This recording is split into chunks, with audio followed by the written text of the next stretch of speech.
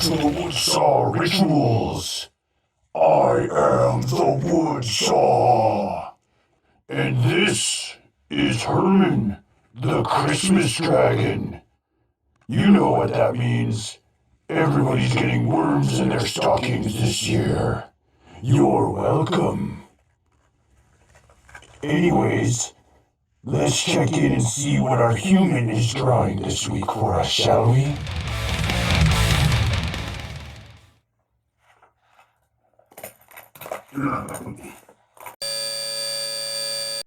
Welcome back, everybody. I know it's been a minute since my last video, but I have been sketching for the next illustration. So this episode will focus on how I work things out inside my sketchbook. And the star of this next illustration is the Roadrunner. I have the pleasure of seeing these awesome birds fairly often when I go out on my hikes. And here's a video of one I saw in the Superstition Wilderness. I get so stoked whenever I see one out in the wild. I just love the way they move, the way they bob their head up and down, the fluctuating mohawk on top of their heads, and just the way they move their tail too. It's more of a wagging movement. I actually got a pretty okay picture of this one standing on top of a rock here. They're just such a cool looking bird, and they're master hunters.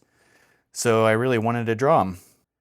Now these are straight up just thumbnail sketches. They're super quick and loose, and they just kind of help you figure out the basic shapes of the anatomy of whatever animal or human you're wanting to draw, with an emphasis kind of on movement. Think of this as kind of like the prep work for the finished piece.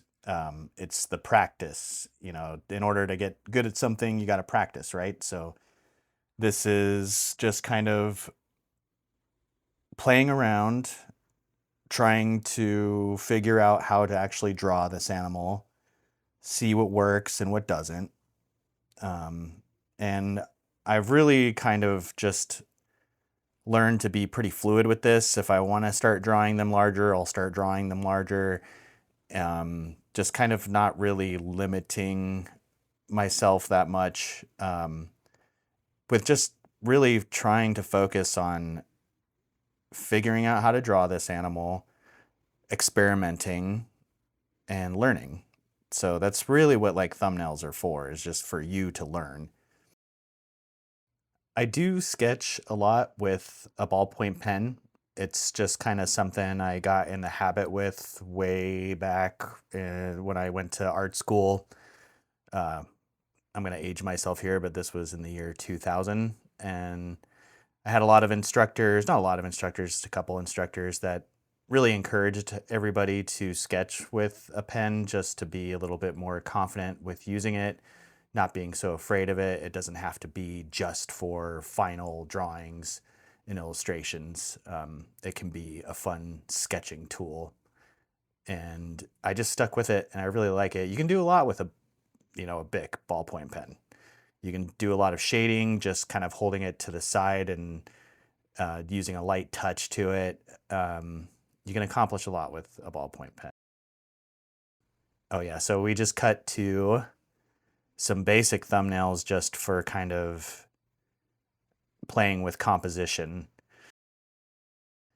I keep these loose and messy and really just fluid from brain to paper, you know, just more playing around, experimenting with shapes and movement. I may not end up using any of these ideas, or maybe a combination of a couple of these ideas.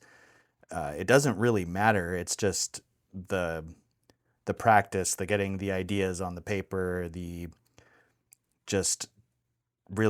practice is really just what it is. And if you have an idea in your head and you put it down and you don't like the way it looks, then you can move on from that idea. You can just like cancel that one, move on to the next idea, see if that one works. It's just trial and error, really, and trying to have fun with it is really the name of the game. Like, thumbnails can be fun. if you just think of them as like an experiment, basically. That's the way I use them anyways.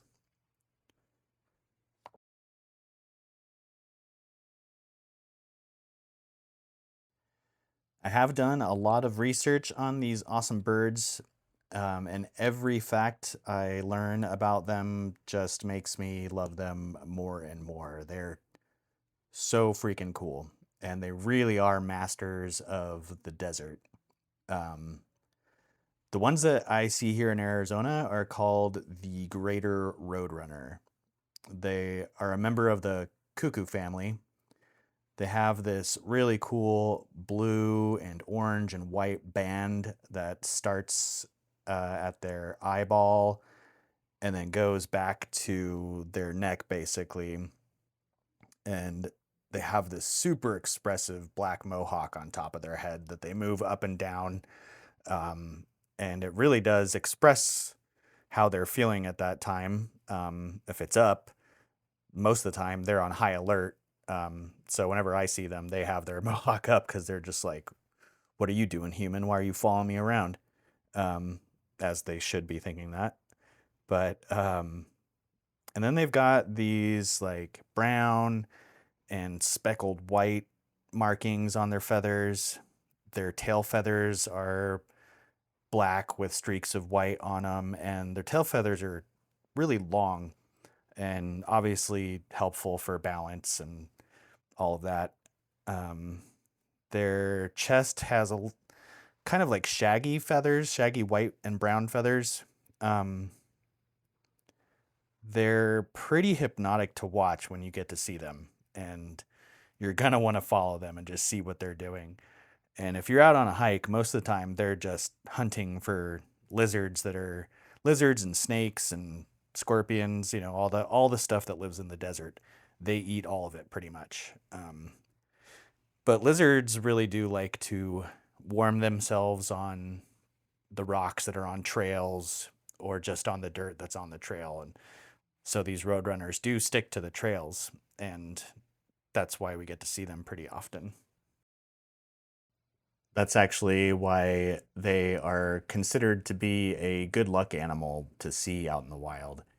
I read some stories that if you are lost in the desert and you happen to see a roadrunner, you should follow it because chances are pretty good that it's going to lead you to a game trail or another dirt road, something that can lead you back to some sort of civilization or something like that, But I read a lot of really cool stories about these guys and why they're so highly respected. I'm not going to share all of them in this video just because we've got a couple videos to go with these awesome birds, but I will be sharing everything that I learned about them in this video and the upcoming videos.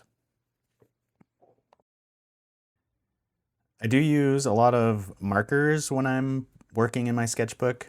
I tend to use Prismacolor, some Copic markers, and even some Faber-Castell Pitt artist pens. I even started playing around with these white gel pens, which I wasn't too sure of, but I actually really like using them to work in the sketchbook. I'm not sure if it'll go beyond that, but they're pretty fun to use. It was hard to decide on what animal to use in this illustration as far as their prey goes. I'm not going to use a lizard out of respect to my dude Herman. And speaking of Herman, we should probably check in on with him, see what that weirdo is up to. It's Herman time. Take a look at my handsome guy here, just posing for the camera, heating up underneath his basking lamp. I don't think I've shown much of his terrarium before, so I'll give you all a brief tour. This is actually a Zen Habitat terrarium that I had to modify a little bit so it could fit underneath the stairs here. My apartment is pretty small, so I needed to come up with a solution to fit his 4-foot long terrarium under here. So I cut a hole in the bottom and the top, matching the dimensions of this beam here. And I was able to put the bottom in first and then assemble all the other parts afterwards. It took some finagling, but it all worked out and looks pretty good, I think. But this is his cool area where he sleeps most of the time. This is his cave. He really sleeps a lot in there. Sometimes he sleeps up top here behind the fake plants.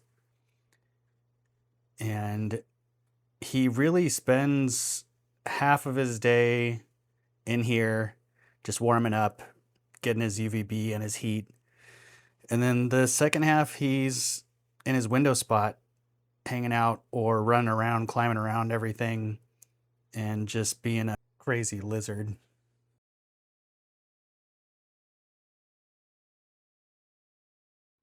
All right, so I decided to draw what is known as the camel spider. It is this nightmarish hybrid of a spider and a scorpion, pretty much, but it is neither of those. It's its own thing called a solifugi or a solifuge.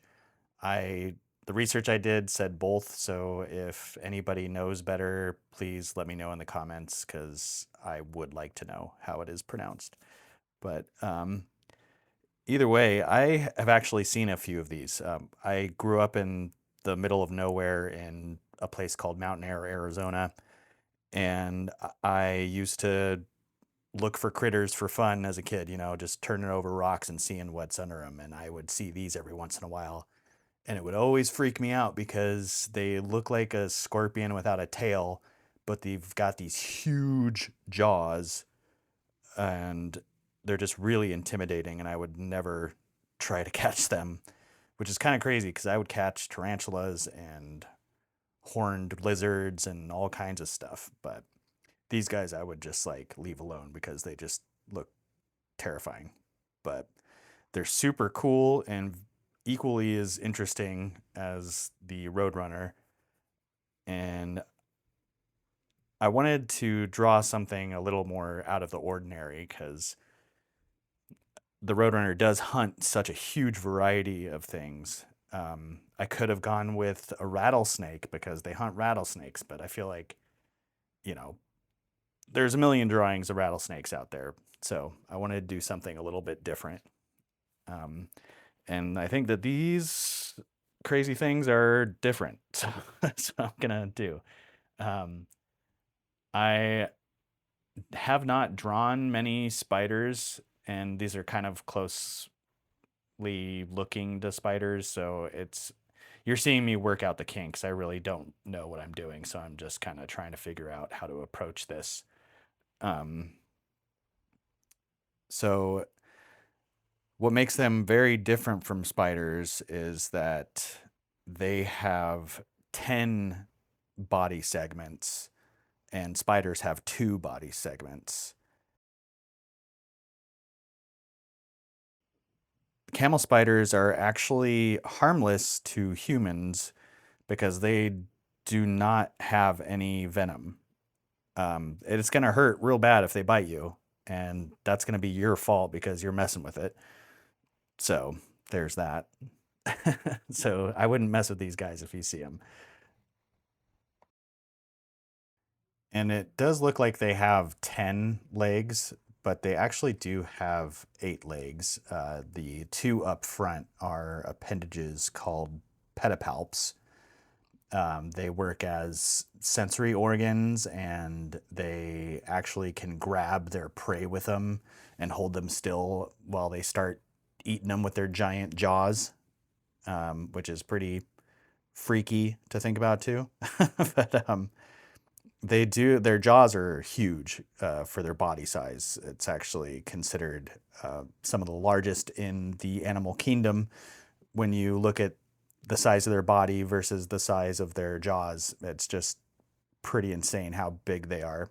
And just a really really cool looking too. Like, it's scary, but super cool. I'm pretty stoked to keep drawing these things and get good at drawing them. I still have a little bit of a ways to go. I got some more sketching to do, get more familiar with drawing them.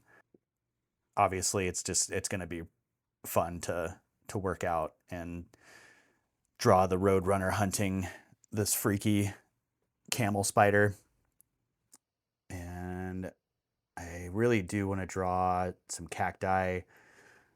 That was kind of one of the really fun things when I moved back down to Arizona from the Pacific Northwest. When I lived here before, I lived in northern Arizona where it's, lots of pine forest and aspen and stuff like that. But this is my first time living in the desert, and being surrounded by so much cool cacti is really inspiring. It's just kind of an alien landscape.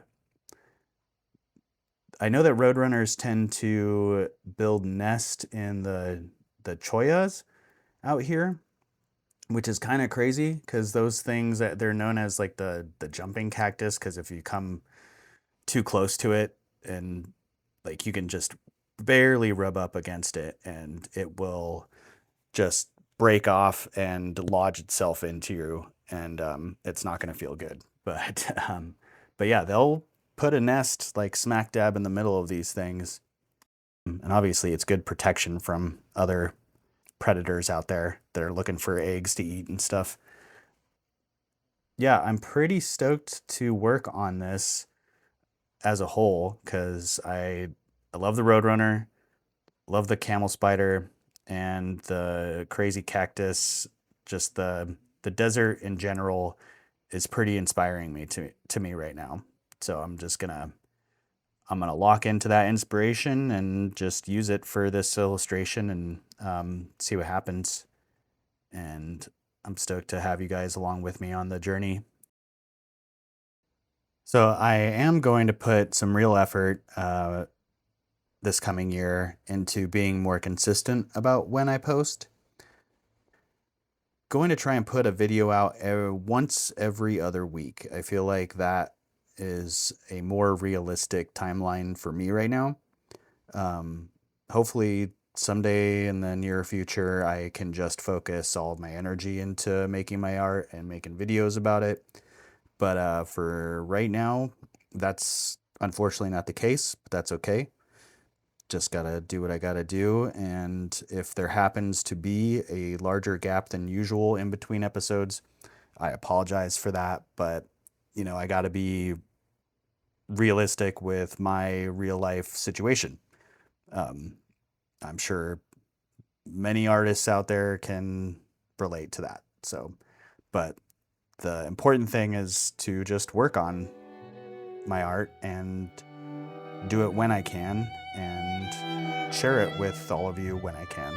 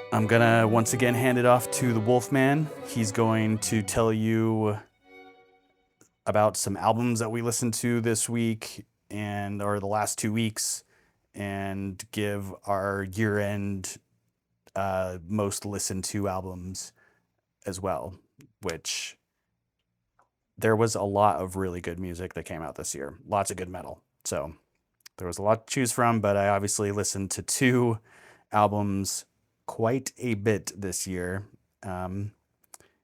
So thanks for watching. If you haven't subscribed, please subscribe to my channel. Give it a like, leave a comment. Let me know what you know about the Roadrunner or the camelspider or anything that I may have gotten wrong. I'm more than happy to learn from any mistakes I make. But yeah, thanks again, you guys. And I hope you have a safe New Year's Eve and a happy holiday, whatever you celebrate. And until next time, take it easy.